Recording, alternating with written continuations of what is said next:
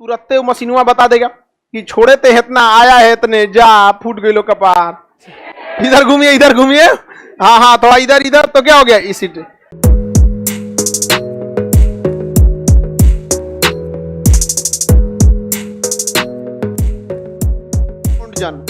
Doctor जो होता है ना लगभग 6 रोंटजन पर आपका एक्सरे करता है। कितने रोंटजन पर? 6। और अगर 20 रोंटजन से ज्यादा हुआ तो आपको नुकसान करने लगेगा। 20 रोंटजन से ज्यादा होने पर एक्सरे आपको क्या करेगा? नुकसान कर, आपके शरीर को क्षति पहुंचाएगा। और परमाणु बम फटता है ना तो 250 रोंटजन निकलता है। कितना निकलता है? 250। मारेगा एक्सरे की तरह खाली हो जाएंगे, जहां तहां मांस उड़ा देता है। एक्सरे क्या उड़ा देगा? मांस, लेकिन हड्डी को नहीं छेद पाता है। एक्सरे हड्डी छेद पाएगा? नहीं छेद पाता है, हड्डी से टकराकर वापस आ जाता है। इसीलिए हड्डी टूटी है या क्रैक हुई है, इसका जांच के लिए किसका प्रयोग करते हैं? एक्सरे। अगर हल्का सा भी हड्डी क्या हो जाएगी? क्रैक हो जाएगी, तो वहां से एक्सरे वापस नहीं आ पाएगा। और वहां से चला जाएगा तो उसको क्रैक दिख जाएगा। समझ में आ गया कि नहीं? बाकी सारा का सारा लौट के आ जाएगा। समझ में आ गया कि नहीं? क्या देखिए, स्टेम सेल होते हैं जो कैंसर को प्रभावित करते हैं। कैंसर में क्या होता है? अनियंत्रित कोशिकाएं बढ़ने लगती हैं, उसी को क्या कहते हैं? कैंसर। अब जो कोशिका बढ़ रही है उसको मारना जरूरी है कि नहीं? तो अंदर घुस के कौन मार सकता है? गामा। तो बढ़ी हुई कोशिकाओं को अंदर घुस के कौन मार देता है? गामा मार देता है। तो कैंसर थोड़ा सा कंट्रोल होता है, फिर बढ़ने लगता है, फिर जाके रेडियोथेरेपी कराइए, फिर मार देगा वहां पर। लेकिन इससे शरीर को नुकसान होता है। कैंसर के मरीजों में बहुत कम चांसेस रहते हैं बचने का। अर्ली स्टेज में पकड़ में आया तो ठीक है, अदरवाइज में मरना है। तो आपको मतलब आदमी का कैंसर से ज्यादा ध्यान आदमी की स्किन पे है। नहीं समझे? चलो तुम लोग बीच में मत बोला कर, गधा कहीं का। तुम लोग दलिदर है तो तुम लोग को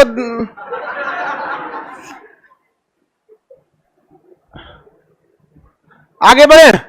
गामा रेज का प्रयोग करते, एक्सरे का प्रयोग हड्डियों की जांच के लिए। दांत में क्रैक है उसके जांच के। अगर कोई रत्न खरीदे हैं, हीरा जवाहरात मोती पन्ना ये सब चीजें, उसके अंदर हल्का सा भी क्रैक रहेगा, कौन बता देगा? एक्सरे। क्योंकि एक्सरे जाएगा टोटल का टोटल लौट आएगा, लेकिन अगर कहीं क्रैक है तो लौट के नहीं आएगा। अब जब लौट के नहीं आया मतलब क्रैक है। समझ में आ गया कि नहीं आ गया? जैसे हमको अगर यहाँ पे चोट लग गया, सपोज कीजिए यहाँ पे अगर चोट लग गया, अब ये चोट कितना गहरा है, अंदर जाके कोनो हड्डी को तो नहीं क्रैक कर दिया, तो कैसे पता चलेगा? एक्सरे। यहाँ डॉक्टर एक्सरे करेगा, अगर सबका सब लौट आया तो कोई क्रैक नहीं है।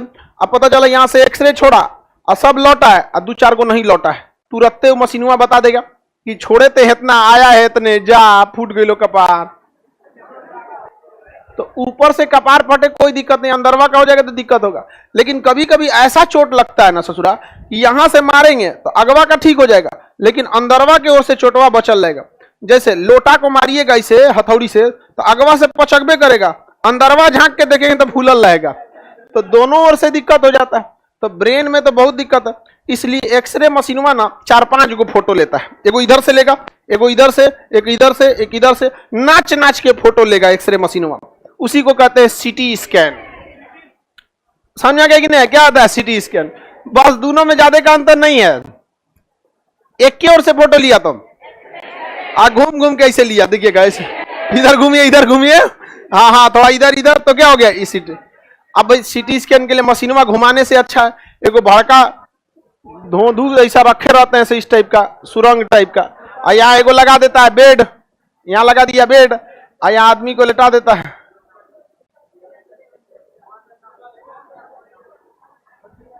एक कहाँ डाल देता है? अंदर।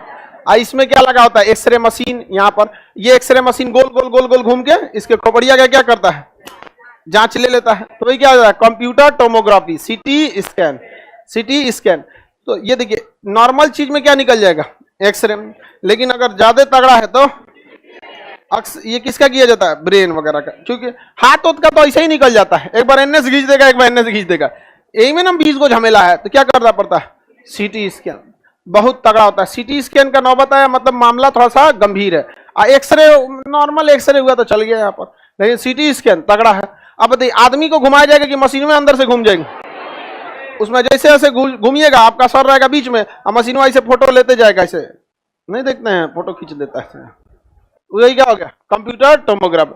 इसमें भी अगर नहीं पता चला ना, तब आपको डॉक्टर लिखेगा एमआरआई, मैग्नेटिक रेजोनेंस इमेजिंग।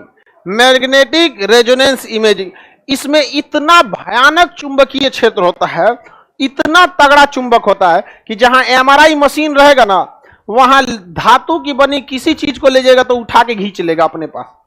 इसीलिए वहां एमआरआई मशीन से पहले ही लिख देता है, कमरवा में घुसने से पहले ही एमआरआई मशीन अपना अंगूठी निकाल दीजिए, वरना अंगूठी पहन के चल गए। एमआरआई मशीन वैसे ही होता है, जैसा सीटी स्कैन दिखेगा ना वैसे ही एमआरआई।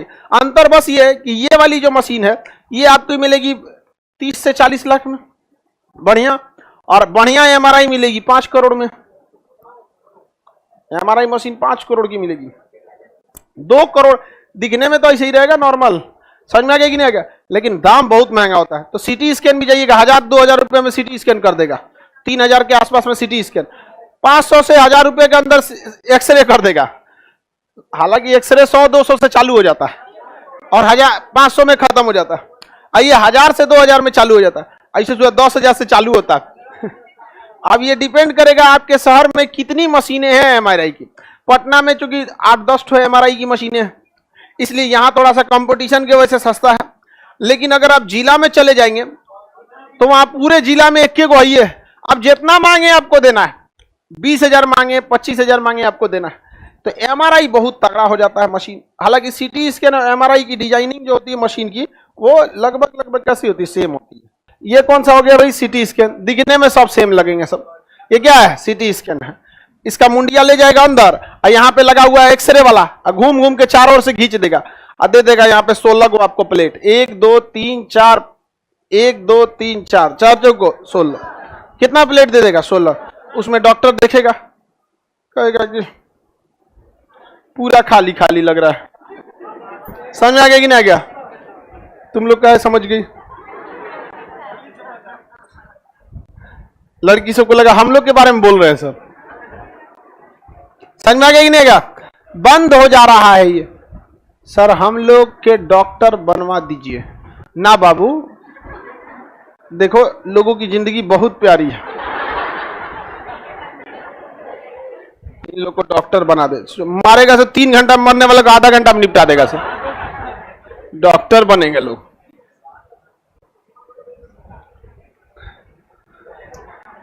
एक तो लड़की बेहोश हुई थी तो उसको हम कहें कि डॉक्टर बुलाओ, तो करेगी सर हम खुदे नर्स है। हम कहते तू कैसे बेहोश हो गई।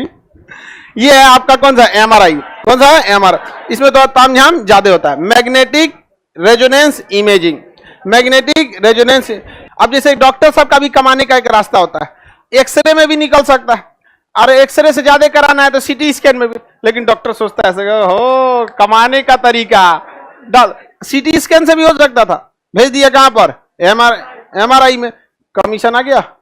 समझ में आ गया। देखिए मजबूरी भी डॉक्टर की भी समझ। जो 2 करोड़ की मशीन लगाया है, अगर कोई डॉक्टर इसके पास नहीं भेजेगा तो इसका पैसा कहां जाएगा। मिनिमम 2 करोड़ की आती है, इसमें अंदर डाल के लेके चल जाता है, जहां सिटी स्कैन करना है उतने एरिया को लेके जाता है वहां पे। तो ये हो गया कौन सा, एमआरआई मशीन। किसी को दिक्कत, इसमें किसका प्रयोग होता है, मैग्नेट का। और अगर आप अंगूठी पहन के चल गए, हथवा घी चलेगा इसमें, साइते आप को। एक तो इस हॉस्पिटल में क्या हुआ था, गलती से ऑक्सीजन का जो सिलेंडर होता है ना, तो एक कंपाउंड जो नहीं होता है हेल्पर या जो स्टाफ होते हैं, वो गदा लेके चल गया वहां पे, पता नहीं चला उसको ऑक्सीजन सिलेंडर ले जाना था। तब तो कोई डॉक्टर बुला दिया, इधर आना जी तो काम है। तो भाई वहां पे तो डॉक्टर ही सब कुछ होता है। हॉस्पिटल में जैसे स्कूल कॉलेज में टीचर किसी भी डिपार्टमेंट के आदमी को बुला देते हैं, बाबू इधर आ जाना है, तो कोई भी चलाता है, डॉक्टर बुला दिया आ जाना यहाँ पे थोड़ा। और डॉक्टर को क्या पता, सोच रहा ऑक्सीजन सिलेंडर ले ले है, और बकलवा घुस गया ऑक्सीजन सिलेंडर ले। आई पूरा भयानक मैग्नेटिक है ऑक्सीजन सिलेंडर। हमारी जो स्टाफ था दोनों साहित्य लेके घुस गया इसमें, उसका हाथ पैर टूट गया बेचारा को यहाँ पर। इसको जो मशीन को लॉस हुआ वो अलग। इसलिए यहाँ मैग्नेट पावर इतना तगड़ा होता है, घींच ले जाएगा आपको सीधे यहाँ पर। समझ गया। कितना सीरियस मरीज रहेगा वो चेयर पे बैठ के नहीं आ सकता है, वहां पर आएगा उसके बाद उसको उठा के ले जाया जाता है, ना तो चेयर सहित घुस जाएंगे। घींच लेता है इसमें। मैग्नेटिक रेजोनेंस इमेजिंग, इसमें किसका प्रयोग होता है, मैग्नेट का। किसका, मैग्नेट का। बहुत हाई मैग्नेटिक फील्ड का क्या किया जाता है प्रयोग। अब सोचिए ना, इतना हाई मैग्नेट है कि दूर से ही काम करता था, खींच लेता है हम। आगे समझे।